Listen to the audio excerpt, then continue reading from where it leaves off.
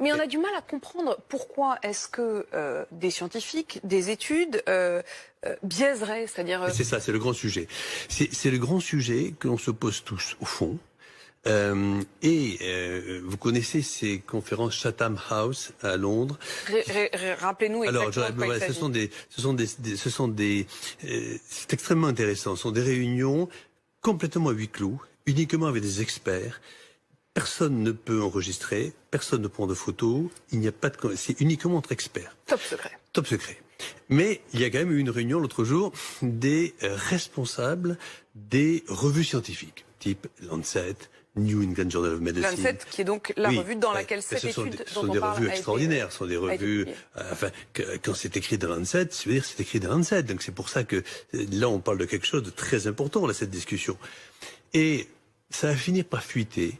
Le patron du Lancet, Horton, a dit « Maintenant, on va plus pouvoir, au fond, si ça continue, publier des données de recherche clinique parce que les laboratoires pharmaceutiques, aujourd'hui, sont tellement forts financièrement et arrivent à avoir de telles méthodologies pour nous faire accepter des papiers qui... apparemment méthodologiquement sont parfaits, mais qui au fond font dire ce qu'ils veulent à cela. C'est très très grave. Mais ce que vous nous dites est très grave. Ça voudrait dire que ce sont les laboratoires pharmaceutiques qui mettent la pression, une pression y compris financière, j'imagine, sur les résultats scientifiques.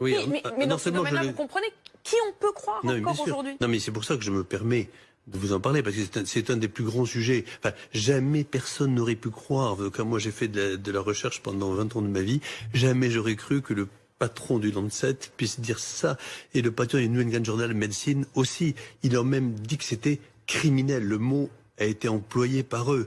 C'est-à-dire que si vous voulez, quand il y a une épidémie comme le Covid, au fond, il y a des gens, nous on voit mortalité, quand on est médecin, ou vous, on voit souffrance, il y a des gens qui voient dollars. Voilà.